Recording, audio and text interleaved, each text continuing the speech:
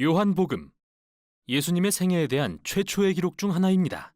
이 책의 끝부분을 보면 저자가 예수님이 사랑하시던 제자로 불린 그분의 가장 가까운 제자 중 한 명이라는 걸 알 수 있으며 그는 실제로 이야기에 여러 번 등장하죠.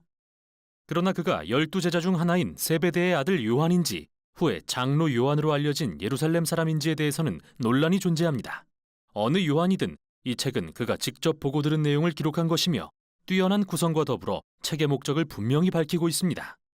요한은 책의 마지막 절에 그 목적을 이렇게 기록합니다. 너희로 예수께서 메시아이심을 믿게 하고 그 이름을 힘입어 생명을 얻게 하려는 것이다.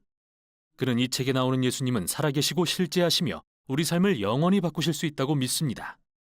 이 책은 구성이 매우 뛰어납니다. 전반부는 시작을 알리는 시와 짧은 이야기에 이어 예수님의 표적과 기사들, 그리고 그로 인해 불거진 논란에 관한 내용을 담은 큰 단락으로 이어집니다. 그 후 나사로를 살리시는 가장 큰 표적으로 인해 논란은 극에 달하고 결국 이스라엘 지도자들은 예수님을 죽이기로 결정하죠. 여기서부터 시작되는 책의 후반부는 예수님의 마지막 밤과 제자들에게 하신 마지막 말씀에 초점을 맞춘 뒤 그분의 체포와 재판, 죽음과 부활, 그리고 후기로 끝을 맺습니다. 이 영상에서는 전반부를 살펴보겠습니다. 서론은 두 부분으로 나뉩니다. 먼저 태초에 말씀이 계셨다로 시작하는 한 편의 시는 하나님이 말씀으로 만물을 창조하신 창세기 1장을 명백히 암시합니다. 사람의 말은 그 사람 자체와 구별되기는 하지만 그 사람의 생각과 의지를 구현하는데요. 그래서 요한은 하나님의 말씀이 하나님과 함께 계셨고 즉 구별되지만 그 말씀이 곧 하나님이셨다고 말합니다.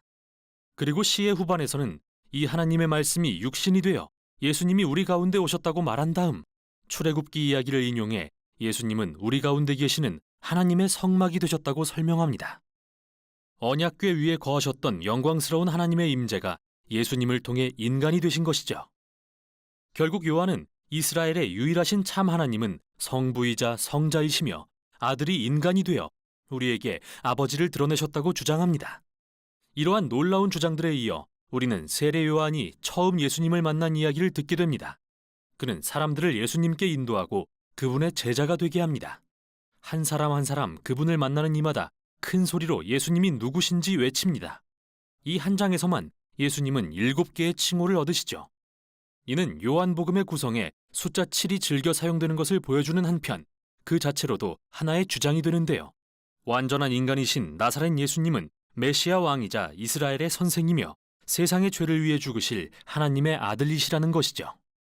이는 예수님에 대한 엄청난 주장이며 이제 요한은 2장부터 12장까지의 이야기들을 통해 이를 입증할 것입니다.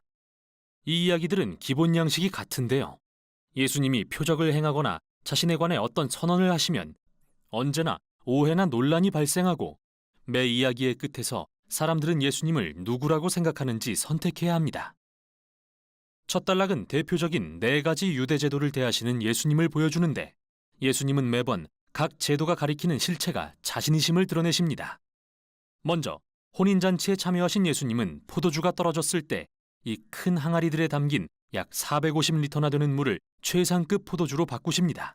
그때 연회장이 신랑을 불러 말합니다. 당신은 가장 좋은 포도주를 남겨두었구려. 물론 사실이지만 요한은 이 기사를 예수님의 첫 표적으로도 부릅니다. 다시 말해 이것은 예수님이 어떤 분이신지 드러내는 상징이죠. 이사야가 메시아의 나라는 좋은 포도주가 가득한 성대한 잔치와 같을 거라고 예언한 것처럼 이 첫 표적은 예수님 나라의 풍성함을 드러냅니다. 다음으로 예수님은 예루살렘 성전에 들어가십니다. 그곳은 하늘과 땅이 하나 되고 하나님이 그분의 백성을 만나시는 장소인데요. 여기서 예수님은 성전에 대해 자신의 권위를 행사하시며 환전상들을 내쫓고 희생제사를 중단시키시죠. 성전 지도자들이 그분을 위협하자 이 성전을 허물어라. 그러면 내가 사흘 만에 다시 세우겠다라고 말씀하시는데요. 예수님은 다가올 자신의 희생적 죽음은 하늘과 땅이 진정으로 만나는 곳이며 죽임당하실 그분의 몸이 바로 성전이 가리키는 실체라고 선언하고 계십니다. 그 후 예수님은 랍비 니고데모와 밤새 대화를 나누십니다. 그는 예수님이 자신과 같은 랍비이자 이스라엘의 선생이라고 생각했습니다. 그러나 예수님은 이스라엘에 필요한 것은 새로운 지식을 가진 또 다른 선생이 아니라 새 마음과 새 생명이라고 하십니다. 누구든 다시 태어나지 않으면 하나님 나라를 볼 수 없다고 말이죠.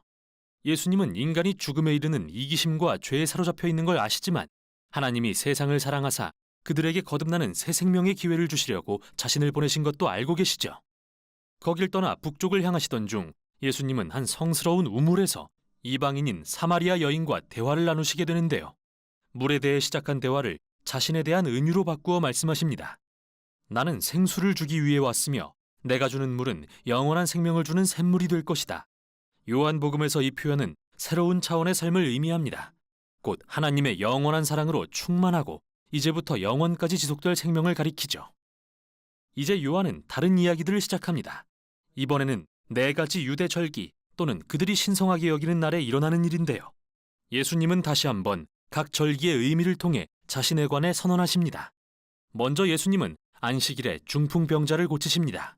그리고 이는 안식일에 일하는 것에 대해 유대 지도자들과의 논쟁을 이야기하죠. 예수님이 내 아버지께서 안식일에도 일하고 계시니 나도 일한다고 하시자 그들은 예수님이 하나님을 아버지라 부르며 자신을 하나님과 동등하게 여겼다는 것을 알고는 그분을 죽이려 합니다. 다음 이야기는 유월절 동안 일어납니다. 출애굽을 기억하며 양고기와 빵과 포도주를 먹는 상징적인 절기죠. 예수님은 수천 명을 먹이는 기적을 행하시고 그 결과 사람들이 그분께 더 많은 떡을 요구합니다. 그러자 예수님은 자신이 참된 떡이라 선언하시며 나를 먹는 사람은 영원히 살 것이라고 말씀하십니다. 이 말씀이 많은 이에게 걸림이 되었고 그들은 예수님을 떠납니다. 이어서 초막절 동안 예루살렘에서 일어난 이야기들이 소개됩니다. 초막절은 이스라엘이 광야를 지날 때 구름 기둥과 불 기둥으로 인도하시며 사막에서 물을 공급하셨던 하나님을 기억하는 절기인데요. 예수님은 성전뜰에 서서 외치십니다. 누구든지 목마른 사람은 내게 와서 마셔라. 또 얼마 후 나는 세상의 빛이라고 말씀하십니다. 이 선언은 자신이 바로 빛이신 하나님의 임재요 하나님의 백성을 살리시는 선물이라는 의미죠.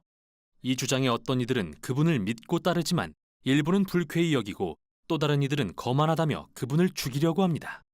마지막은 봉헌이라는 의미의 한우카, 즉 수전절 동안 일어난 이야기입니다.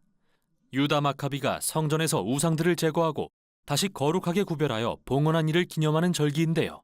예수님은 성전에 들어가셔서 자신은 하나님이 거룩하게 구별하신 자이며 하나님의 임재가 거하시는 참된 성전이고 자신과 아버지는 하나라고 말씀하십니다. 이에 격분한 예루살렘 지도자들이 예수님을 죽일 계획을 세우려 하자 그분은 예루살렘을 떠나십니다. 이제 이 모든 갈등은 마지막 표적에서 절정에 이릅니다. 예수님은 사랑하는 친구 나사로가 병든 소식을 들으십니다. 그의 가족은 예루살렘 근처에 살았는데 예수님께는 죽음의 위험이 도사리는 곳이죠. 그곳에 가지 않으면 목숨을 보존하실 수 있지만 예수님은 나사로를 사랑하셨습니다. 그래서 그가 죽었다는 말에 그를 살리기 위해 가셔서 자신의 죽음을 무릅쓰고 그를 무덤에서 다시 살리십니다. 이 놀라운 표적에 대한 소식은 당연히 빠르게 퍼졌고 예수님이 예상하신 대로 이 소식을 들은 예루살렘 지도자들은 그분을 죽이려는 모의를 시작합니다. 이제 예수님은 지도자들에게 거절당한 이스라엘의 왕으로 예루살렘에 입성하십니다. 이렇게 요한복음 전반부는 예수님이 친구를 위해 목숨을 내려놓으시는 사랑의 이야기로 마무리됩니다. 물론 이것은 다음 영상에서 더 살펴보게 될 십자가를 향한 또 다른 예표입니다. 우선 여기까지 요한복음의 전반부였습니다.